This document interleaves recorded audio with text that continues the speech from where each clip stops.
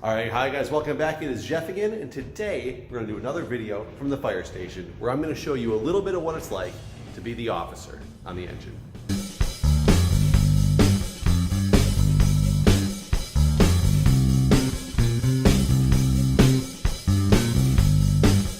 So being the officer on the engine not only makes you responsible for everybody on the engine, but you also have a lot of responsibility prior to getting to the scene, especially if it's something like a fire call. Because it's my job to relay information on directions and where our water supply hookup is, depending on what due we are for that particular call, to my driver and guide them there appropriately. Now it might sound easy, but there's a lot of steps involved to it. Think of it this way. If a fire call went out right now for like a box alarm somewhere in our area or in an area that we're gonna respond to, not only do I have to come out to the engine, I have to kick off my shoes, put on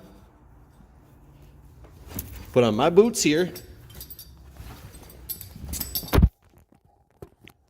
See if we can do this. Get my boots on, my bunkers. I'm gonna get my hood so I'm ready in case it's really a fire that we're responding to here. I need to get on my jacket. Be basically as ready as I can be.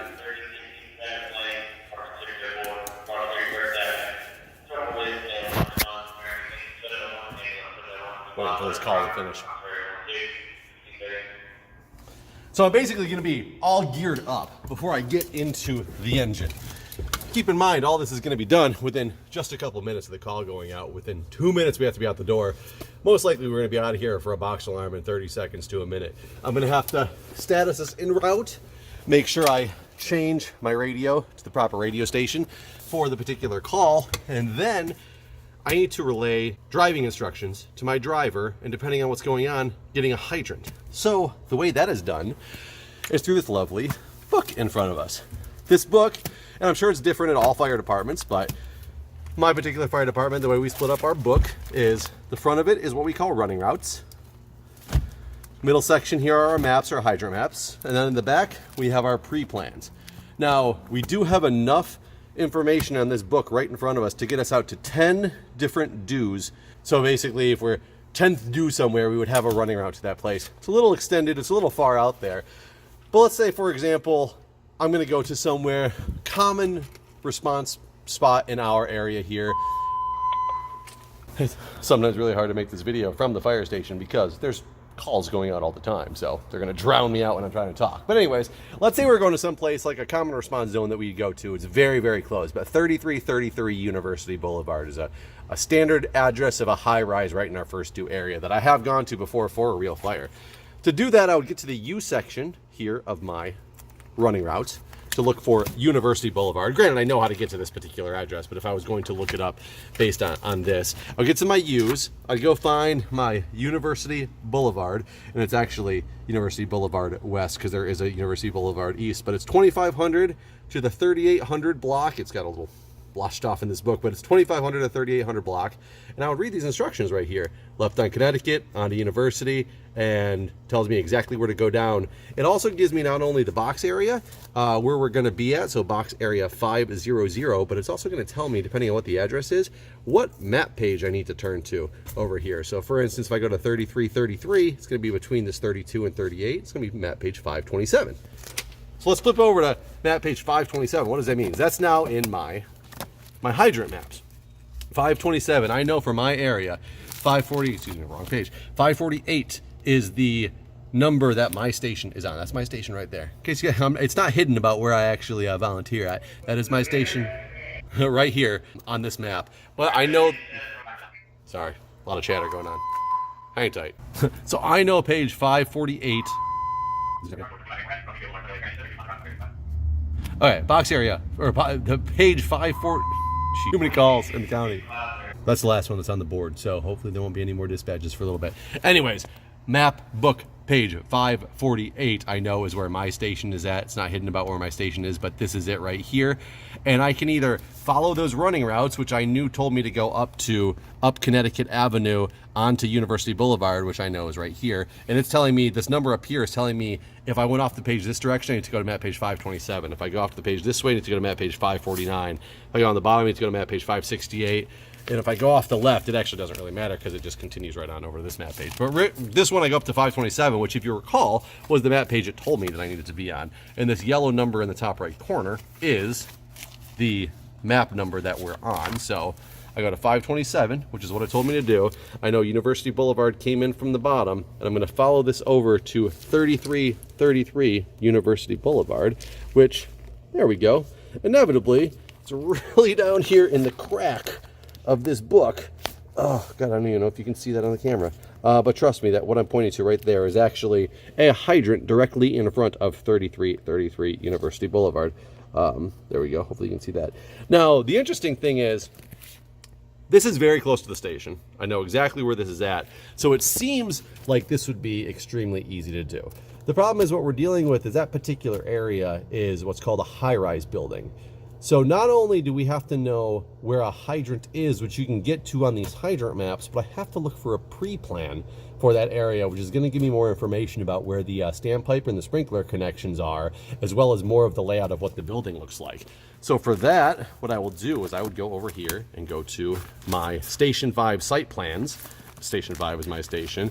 This is separated by road. It's organized by roads, the University Boulevard, and if I go to 3333, as you can see, we have one for 3333 and 3355, which is on our 14B. So now I got to go find 14B in the back of this book. There's 14A. Oops. And 14B is right here, and look, this is actually a nice map of the 3333 University Boulevard, which is called the Waterford. As you can see on the bottom, this would be University Boulevard. This is where I know that this is the direction we're coming from on this particular map. It's kind of annoying because all of these aren't north pointing on the pre-plans. This particular one is. All of them do not, so you have to look at the compass to understand which direction you're coming in from. But basically what I can see from this is that there's two different driveways. There's one up here on University, there's one down here. Here's that hydrant that it showed me in the map book. Sometimes you'll actually find other hydrants in a different area. This one doesn't have any, but sometimes there'll be hydrants. Like this is a different hydrant, but this is on a different road that you can't connect to from right here. But you can loop back and get over here to it if you follow a completely different way. However, this is my first do. I'm going to drop a line, my supply line, right here on this hydrant, roll on up this driveway, and come this direction because I know that this signifies that that is my sprinkler hookup. So I need to portray to my driver that he needs to drop his supply line at this hydrant or at this driveway. We need to make that communication to the second due, and we need to get in position to go hook up to that standpipe while I'm otherwise guiding my crew to then go inside and go check out whatever the actual call is for, what fire it is or whatnot. So there is, needless to say, there's a lot of stuff to do as the officer on the engine, more than just get dressed, get in an engine, and you're at a fire. There's a lot of things that happen.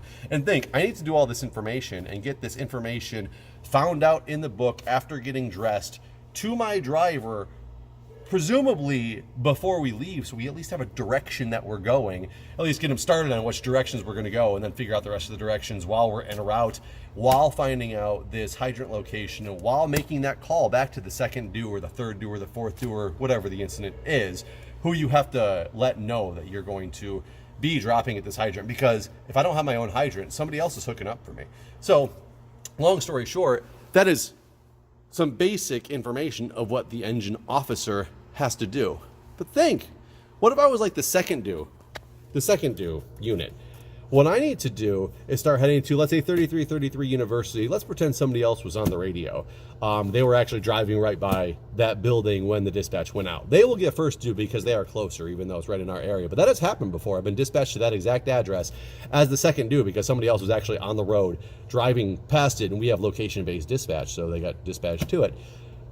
I, as second due, have to be listening for them to tell me, hey, we're going to drop at And I will tell you, this particular one is just an example of what people do. But often, a lot of people, instead of dropping right at this hydrant or at this driveway, they like to go in this driveway back here. And they will say, we're going to drop a split at this driveway. So that means I need to portray to my driver, in that case, that we need to get to this hydrant and make a connection with wherever they drop their supply line, because now I'm going to be supplying them and we're going to be stationed at this hydrant. So there's a lot of things the officer has to like be ready to do when a call goes out. And it can get very stressful and very difficult because there is just so much happening. Because I have to get this information in there while still preparing for what are we going to do when we get on scene, depending on what do we are based on our protocols, where we're going to go. I have to understand what crew I have, what their skill set is, maybe guide them in what specific equipment to bring. In theory, they should really know what they're supposed to be bringing to certain calls and everything, but I'm in charge on the fire ground as the officer of the engine. So you really got a lot of responsibility sitting in this seat right here. And it's not all fun and games like people think it is. It is my heart skips beats every time we get a box alarm, especially if I realize that we're going to be the first due, because there's a lot of responsibility involved and you have to be really prepared for that. But I figured I would give you guys a little walkthrough on what it's like to try to find, or like what it's like to try to be the officer on an engine, because it might be different than you actually thought it was in the first place. You might think it's a lot more easygoing or quick responses, and I just jump in the engine and we get to a fire and that's when my job starts. Nope, my job starts the second that dispatch starts to go out, because I've got to be thinking and I've got to be knowing, I've got to figure out where we're going, what we're going to hook up, what equipment we're going to need, know what different direction my different units are coming from. So think of this. We need to make sure if we're going to like a residential house somewhere, we can have some really narrow streets. And I have to know, like, let's say we're going just to where my map book is somewhere straight from the station. If we were on my station's page, let's say we're going to go to a house that's down here on, somewhere down here on Frederick Avenue, let's pretend. So I'm going to have to give directions from my station down here, down Howard and around. Tell my driver to keep left on Frederick, go around, and maybe it's, close to this hydrant right here, 10119. Let's say it's, 10117 is the address. I'm going to say, hey, we're going to drop at 10119, or we're going to have our own hydrant at 10119, and we're going to go into the house. I have to keep in mind that a truck, they're the ones that get there with the big ladders on the back or the bucket or whatnot. They need to be able to position in a way that they can extend their tower or their ladder and utilize their ladder pipe to get water on something from the top if they're going to have to. So I also need to understand which direction somebody like my truck is coming from to make sure we don't box them out and we give them the space that they're going to need to get there. So that's another piece of being the officer, is knowing where your other units are coming from and making sure you give them adequate room to get in the places they need to get to. Anyways, as we're saying this right now, I can wrap up this video. As you can see, our ambulance is pulling back in from a call they run. So I'm gonna raise the door for them. I will back them in so that they don't have to get out and do it themselves. And you guys now have a little bit more of an understanding of what it's like to stop. But now come on. That's why you always have a backer. Anyways, guys, thanks for watching. Hope you learned something. Any questions, let me know, and I'll see what I can answer.